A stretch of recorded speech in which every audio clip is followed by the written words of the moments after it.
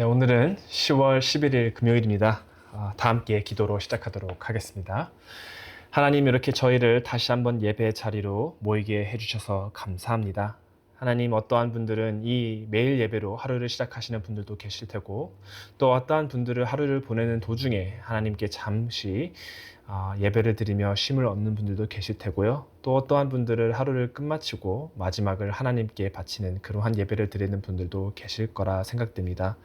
하나님, 저희가 각각 다른 시기와 다른 장소에서 하나님께 예배를 드릴지라도 하나님의 말씀이 저희 모두에게 깊이 깨달음을 얻게 해주는, 그리고 또 하나님께 다시 한번 삶을 바칠 수 있는 그러한 계기가 되는 예배가 될 수 있기를 기도드립니다. 하나님께서 주신 어제 그리고 오늘 주시는 경고를 통해서 하나님을 버리고 저희가 원하는 방식대로 삶을 살면은 어떠한 결과를 초래하는지, 그런 이러한 사실들을 깊이 일깨워 주시고, 또 그러므로 인해서 하나님께 다시 돌아가며 하나님을 위한 삶을 살 수 있는, 하나님의 율법과 계명을 지키는 아름다운 삶을 살 수 있도록 또한 인도하여 주시옵소서. 하나님, 지금 또한 어떠한 분들은 몸과 마음이 편치 않으신 분들 또한 계십니다. 하나님, 그분들 또한 기억하여 주시옵시고 하나님의 회복의 손길이 함께하길 기도합니다. 하나님께서 회복해 주심으로 인해서 이 많은 성도님들이 하나님의 능력과 하나님의 사랑을 증거할 수 있는 그러한 계기 또한 될 수 있도록 인도하여 주시옵소서. 감사드리며 이 모든 말씀 예수님의 이름으로 기도드렸습니다. 아멘. 네, 지금 이 시간 찬송가 94장 주 예수보다 더 귀한 것은 없네 함께 부르도록 하겠습니다.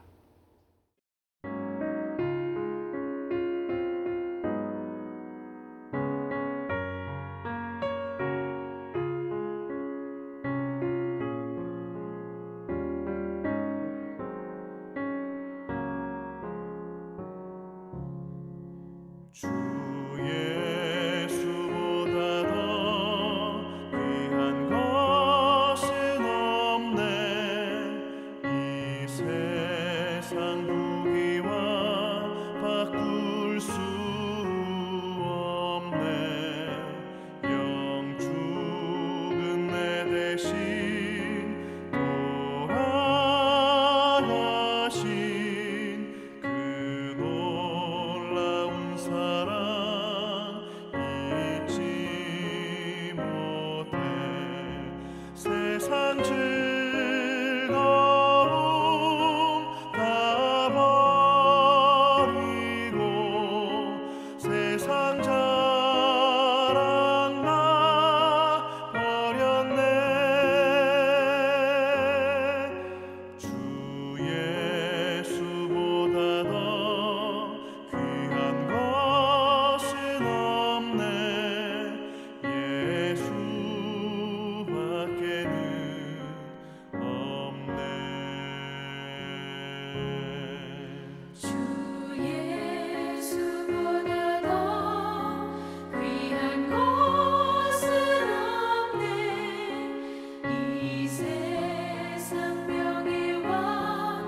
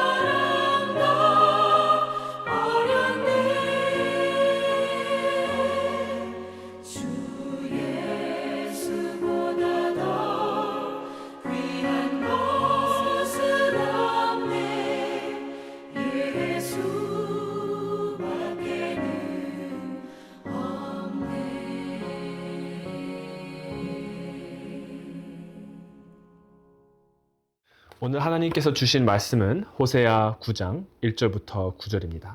다 같이 한 목소리로 읽도록 하겠습니다. 이스라엘아, 너는 이방 사람처럼 기뻐 뛰놀지 말라. 내가 음행하여 내 하나님을 떠나고 각 타작 마당에서 음행의 값을 좋아하였느니라. 타작 마당이나 술틀이 그들을 기르지 못할 것이며 새 포도주도 떨어질 것이요 그들은 여호와의 땅에 거주하지 못하며 에브라임은 애굽으로 다시 가고 앗수르에서 더러운 것을 먹을 것이니라. 그들은 여호와께 포도주를 부어드리지 못하며 여호와께서 기뻐하시는 바도 되지 못할 것이라. 그들의 재물은 왜곡하는 자의 떡과 같아서 그것을 먹는 자는 더러워지나니 그들의 떡은 자기의 먹기에만 소용될 뿐이라. 여호와의 집에 드릴 것이 아님이니라. 너희는 명절 날과 여호와의 절기의 날에 무엇을 하겠느냐? 보라, 그들이 멸망을 피하여 갈지라도 애굽은 그들을 모으고 노은 그들을 장사하리니 그들의 은은 귀한 것이나 찔레가 덮을 것이요 그들의 장막 안에서 가시덩굴이 퍼지리라. 형벌의 날이 이르렀고 보응의 날이 온 것을 이스라엘이 알지라. 선지자가 어리석었고 신에 감동하는 자가 미쳤나니 이는 내 죄악이 많고 내 원함이 큼이니라. 에브라임은 나의 하나님과 함께한 파수꾼이며 선지자는 모든 길에 친 새 잡는 자의 그물과 같고 그의 하나님의 전에는 원한이 있도다. 그들은 기브아의 시대와 같이 심히 부패한지라. 여호와께서 그 악을 기억하시고 그 죄를 벌하시리라. 아멘. 오늘 본문에서 우리는 하나님의 놀라운 경고가 계속되고 있는 것을 볼 수 있습니다. 1절부터 하나님께서는 이방 사람처럼 기뻐하지 말라라고 말씀을 하시는데 그 이유는 지금 이들이 기뻐할 때나 그러할 상황이 아니기 때문입니다. 하나님께서는 그들이 기뻐하지 않길 원하시는 것이 아니고요. 상황의 심각성을 알기를 원하셨기 때문입니다. 우리는 종종 아무런 문제 없이 행복하다고 느낄 때, 그리고 모든 것이 순조롭게 진행되고 있을 때 삶이 순탄하다라고 생각되며 쉽게 속는 경향이 있습니다. 그러나 신성한 심판자이신 하늘에 계신 우리 하나님께서 우리들의 상황을 보실 땐 과연 어떠할까요? 그리 좋지만은 않았을 것입니다. 만약 한 중고등부 학생이 비디오 게임에 빠져서 게임에서 많은 재미를 느끼고 그리고 또 게임 안에서 많은 성과를 내고 있다면 인생의 상황이 나빠지고 있다라고 생각을 할까요? 특히 다른 비디오 게임을 하는 사람들과 비교해서 자기 자신이 잘하고 있다라고 믿게 된다면은 그는 자신이 공경에 처해 있다라고 생각을 할까요? 아마도 아닐 것입니다. 하지만 부모나 교사가 이 학생이 공부나 일을 열심히 하지 않는다는 것을 보고 분명히 알고 있을 때 이 학생의 상황에 대해서 어떻게 생각을 할까요? 올바른 생각을 가진 부모나 교사라면 이 학생의 안녕과 학생의 미래에 대해서 걱정하고 염려할 것입니다. 특히 부모는 학생이 자신이 처한 상황을 얼마나 심각한지를 깨닫기를 바라며 학생을 훈육할 것입니다. 마찬가지로 이스라엘은 주님의 교훈보다 자신의 욕망을 선택함으로써 자신이 처한 상황을 이해하지 못하고 이해할 수도 없기 때문에 하나님께서는 오늘 본문과 같은 경고로 그들이 돌아서시기를 원하십니다. 하나님께서는 그들이 처해 있는 상황을 분명히 인지하시길 원하십니다. 그렇다면 그들은 과연 지금 어떠한 상황에 처해 있기에 하나님께서 이러한 놀라운 경고를 주시는 걸까요? 2절과 3절 그리고 6절을 보면 그들이 하나님을 버림으로써 애굽으로 돌아갈 것이 분명한 것으로 표현되어 있습니다. 이 말은 문자 그대로 이들이 애굽으로 돌아가는 것이 아니고요. 애굽의 땅에 있을 때처럼 사로잡히게 될 것이다 라는 뜻입니다. 앗수르가 그들의 나라를 점령하며 그들은 약속의 땅에서 쫓겨나고 노예와 같던 시절이 다시 찾아올 그러한 상황인 것입니다. 이것을 생각해 보면 정말로 아이러니한 일인 것 같습니다. 애굽에서 고통받고 있을 때 하나님께서는 이스라엘 사람들의 부르짖음을 들으시고 그들을 애굽인의 손에서 꺼내어 주셨습니다. 하나님께서는 단순히 이들을 구해주시고 건져내신 것뿐만 아니고 하나님은 은혜롭고 또 놀랍게도 그들에게 새로운 정체성과 목적 또한 주셨습니다. 출애굽기 19장에서 하나님께서는 이들에게 십계명을 주시기 바로 직전에 이들에게 이스라엘 사람들아 너희들은 나의 보배로운 소유가 되리라 라고 말씀하셨습니다. 이 말은 즉 세상에 정결하고 의로운 본이 되는 거룩한 하나님의 백성, 다른 민족에게 하나님을 대표하는 민족이 될 것이다 라고 말씀을 하시는 것이었습니다. 그리고 그 궁극적인 목표에 도달하는 방법은 바로 하나님의 말씀을 따르고 하나님의 율법을 지키고 하나님과 함께 동행하는 것이었습니다.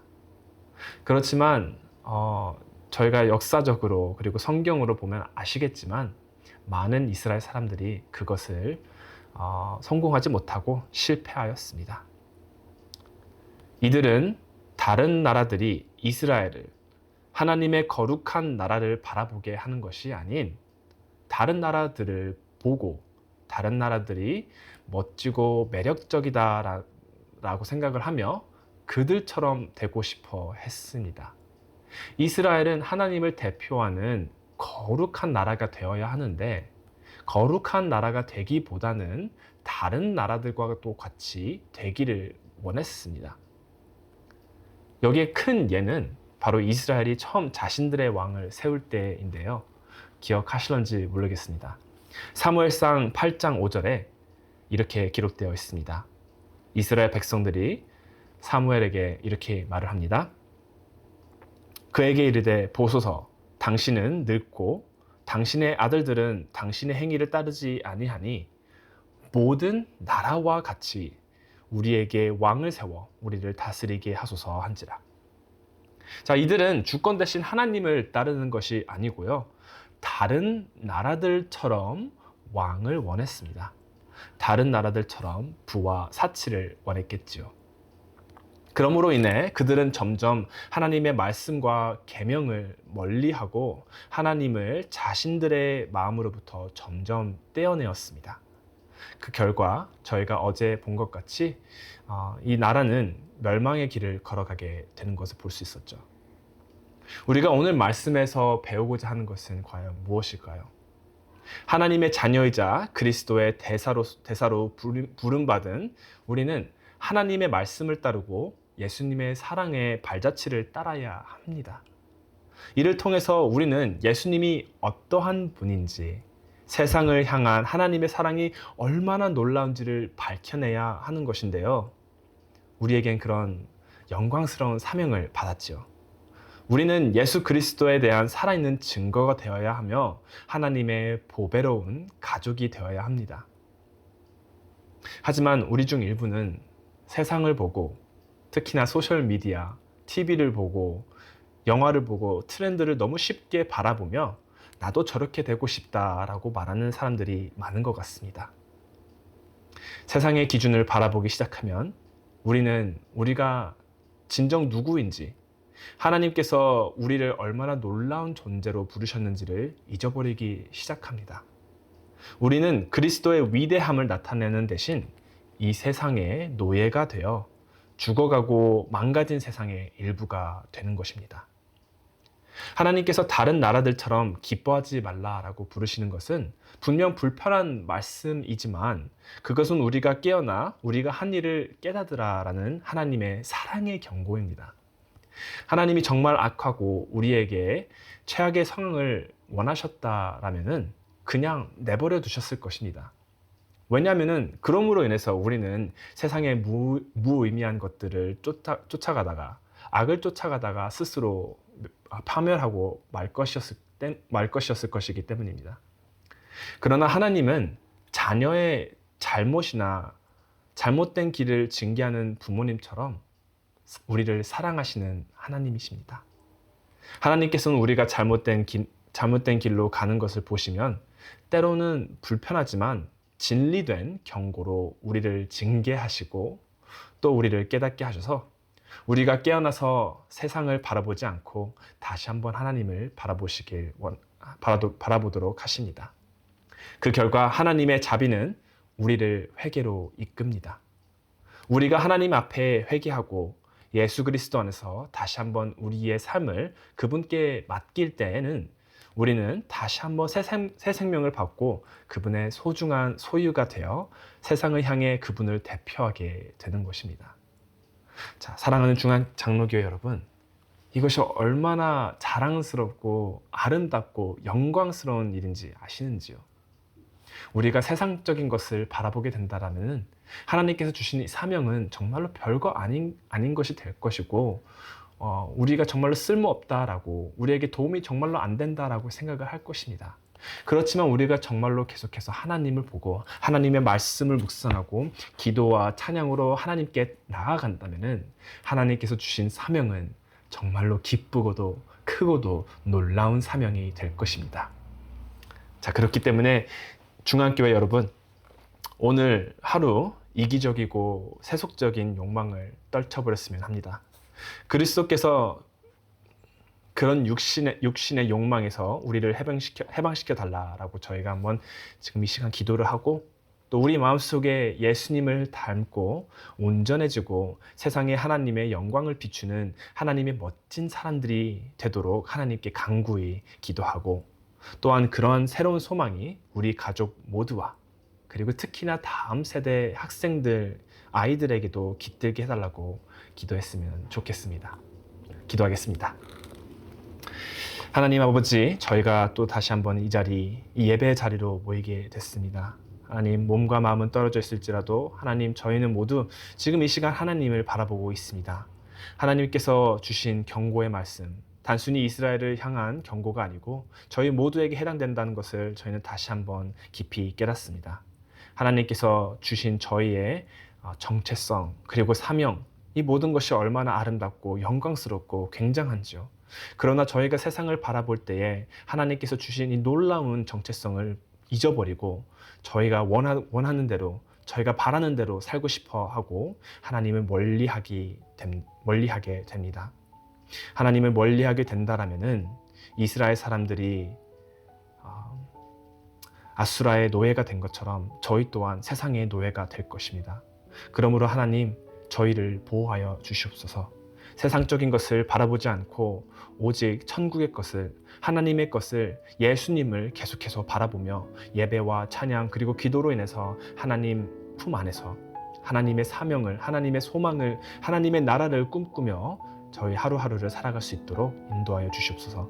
특히나 저희 다음 세대 중고등부 아이들, 초등부 아이들 또는 영어권 성도님들 또한 모든 분들과 함께하여 주시옵소서. 하나님, 저희는 가끔 가다가 다음 세대가 걱정되기도 하고 많은 사람들이 하나님을 떠나간다라는 말을 듣고 정말로 큰 염려를 하고 있을 때도 있습니다. 그렇지만 하나님께서는 이 다음 세대를 버리셨다라고 생각되지 않습니다. 저희는 하나님께서 다음 세대와 함께 하신다는 것을 믿고 있습니다. 그렇기에 이렇게 계속해서 기도합니다. 하나님, 저희 아이들, 다음 세대 학생들 모든 사람들과 함께하여 주시옵시고 그들에게도 하나님을 닮아가는, 예수님을 닮아가는 온전해져가는 삶을 살 수 있도록 또한 그러한 소망을 주시옵시고 그들에게 하나님의 보배로운 백성이 될 수 있도록 또한 인도하여 주시옵소서. 하나님, 모든 것을 감사드리며 모든 말씀 예수님의 이름으로 기도드렸습니다.